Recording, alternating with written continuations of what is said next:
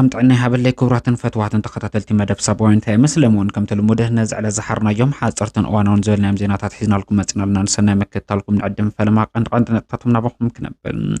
أبا زوبا معراب تقراي زركب سراويت مكلخال إيثيوبيا بقول طفل قوس تأزاز كم زتو خابو تقالي سلم إذا كم زلون دخلوه أمونغو سراويت مكلخال إيثيوبيا سراوي السودان كبير وطرعسي ليركم زرزرو كسامعهم ودف هزباويان حارنا تقراي كرمي حيد الدقائق تررز بنا مجلس زرق حلم أبي مجلس ينتبه زرزرو كسامعهم نسراوي تقراي زتا جابر زحقو سدقاف زملكات حاويسم زقات ما أزيو لبس سبر حدقان بركز زبول من أساس زبل حدقاف بزرزر كناس معكم هنا لايك كومنت شير سبسكرايب مقبارك الزنقع ببزلهم مسانا يصان حيث قبرلنا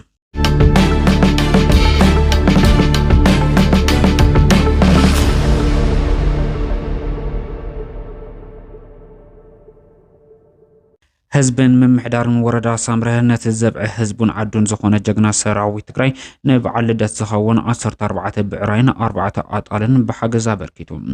امرر زوبان وردان وكلت ابلا سراوي تግራይ ارمي 26 ابوتات ሃይማኖት عبيت عدن وكلت طابيان من محدار نبز ترخبلهم اتحجز رخكب تخايدلهم اب ترخكب سنه سرعه ترخبو ام محدار زوبادو مبرا تግራይ ايت كلال حجازين ازي بحزبن من محدارن وردا سامره استجبر حجز بمن عاد سراوي تግራይ አካል ህዝብ መሆኑ ዝገልጽ ይክብሉ ተራይሶምሎም ህዝቢ ወረዳ ሳምረ አበ ዝሐለፈ ዝነበረና የመኸተ ግዜ በፍላይ አበ ወፍር አሉላን ግንባር ወርቀዲኖ ንሰራዊትና ከም ህዝቢ በሁሉ መዳይ ጀግንነቱ ዘረጋገጸ ወያና ህዝቢ ከም ዝኾነ እቶም ሐላፊ ወሲኾም ተቂሶም እዮም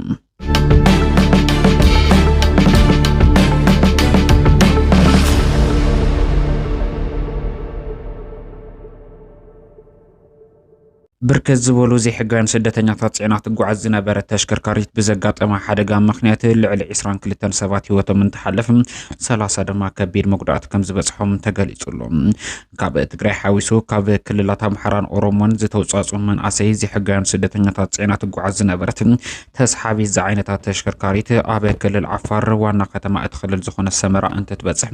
بزغاطما حدغا مخنيات ناي 20 كلتن سبات موت كم زغاطما تغليصلهم 30 كابتوم زي حقان سدتنياتات كبير زي تفعال مقدات كم زبصح مستغلص انتخون حكمنا وغلغارات يغبرلهم كم زلك فله تخايللهم اهتم زي ترفو كم اخلا اسكع قليل زي تفعال محسيت زغطم من تخون كابتوم زي ترفو دما اتم كلته دما بزي زخونه محسيتي كابتي ازيز مسدمم زنبر حدغا بهيوت كترفو كم زخالو تغليصلهم بحفشا ازيو مسكح حزنبر حدغا نهبر كزبولو من اسي هيوت زمنزع انتخون اتي افتغراي زلو كبيد ፖለቲካው ቅልብላው ወሊድ ወዘሎ ስእነ ስራሕ ንብርከት ዝበሉ መንአሰይ ትግራይ ናብ ስደት ከምርሑ ዘገደደን ተኸውን ብኸምዚ ዓይነት ብርከት ዝበሉ መንአሰይ ትግራይ ድማ ህይወቶም ይሓልፍሎም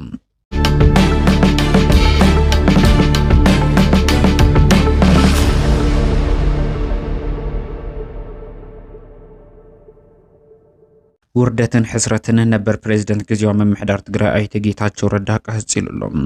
ነበር ፕሬዝዳንት كزيو ممحدار تግራይ ና መኻሪ ቀዳማይ ሚኒስተር ኢትዮጵያ ኣብ ጉዳይ ምብራቅ አፍሪካ ዝኾነ አይት ጌታቸው ረዳ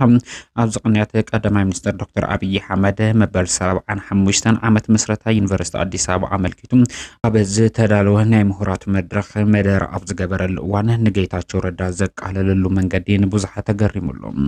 ጌታቸው ረዳ ህፃን እንዳሃለወ ነቲ ኣብ አዲስ አበባ زلو لمعات بلጭልጭ እንዳበሎ ነይሩ ሕዚ ግን ይድግፈሎ ክብል ድሕሪ መጥቃሱ ብዙሓት ነዝ ሓበሬታዚ እንዳተቀባበሉ ክሕደትን ጥልመትን መወዳቱ እዚ እንዳበሉ ናይ ተጌታቸው ረዳ እንዳወቀሱ ይርከቡ ያሉ እነ ጌታቸው ረዳ ድሮ ልጅ ያሉ አዲስ አበባ የሚሰራውን ስራ ብልጭልጭ ነው ይሉ ነበር አሁን ባደጉበት ዘመን እንደዛ የሚያስቡ አይመስለኝም ቢኮዝ ኢንፍራስትራክቸር ብልጭልጭ መሆን አይችልም ሪቨር ማጽዳት እንደዛ መሆን አይችልም ያኔ ምላሽ አያስፈልግም የሚያስፈልገው አሁን በተግባር እያሰፉ መሄድ ነው ያንን ስራና ምሁራን ቀረብ ብለው ማየት ከጀመሩ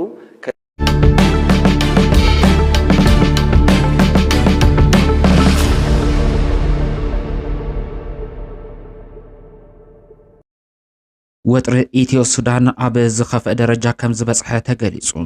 መንግስቲ ኢትዮጵያና ሓይልታት ጀነራል ሓምዳን ዳጋሎ ወይ ከዓ አርኤስኤፍ ኣብ ቤንሻንጉል ጉሙዝ ወተሃደራዊ ማዕስከር ከፊቱ ክስልጥኑ ዕድል ምኽፋቱ ሓዊሱ ሓይልታት ዳዕሚል ሰሪዕ ብኣንፈት ኢትዮጵያ ተበጊሶም ናብ ኒያላ ግዛእ ሱዳን ብምእታው ኣብ ልዕሊ ሓይልታት ሰራዊት ሱዳን መጥቃዕቲ ምጅማሮም ስዒቡ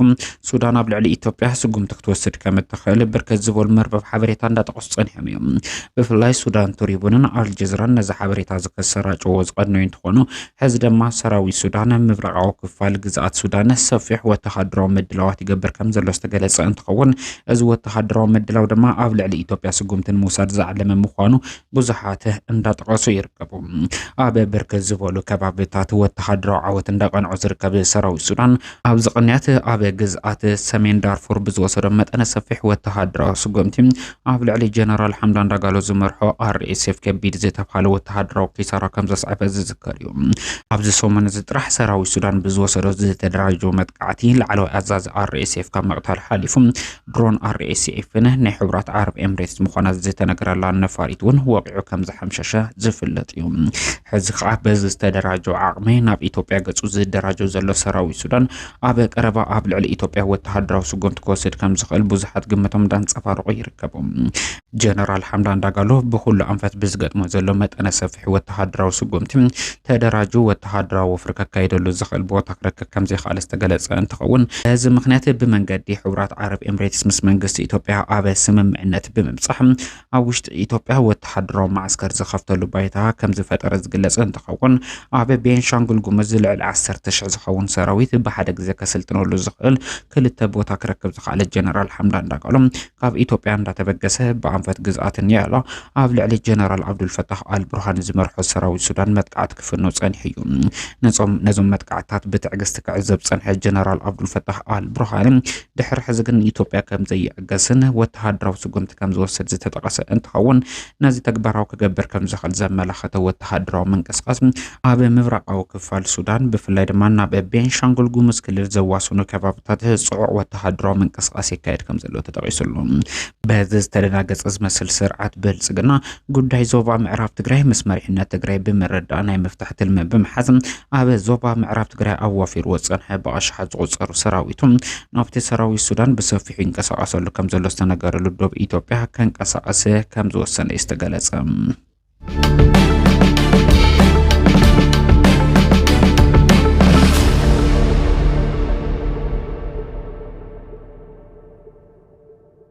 ፍትሓዊ ሕቶን ባህግን ተመዛበልቲ ወገናትና ብምጥምዛዝና በፖለቲካዊ ረብሓ ምውዓል ካብ ሰብኣውነት ዝወረደ ተግባር ክብል ወሃቢ ቃል ውድብ ህዝባዊ ወያነ ሓርነት ትግራይ ገሊጹ ወሃቢ ቃል ውድብ ህዝባዊ ወያነ ሓርነት ትግራይ ኣይተ ሚካኤል ኣስገዶም ነዚ ዝበለ ሎሚ ኣብ ዝተፈላለዩ ጉዳያት ጠሚቶም ኣብ ዝሃቦ ጋዜጣዊ መግለጺ እዩ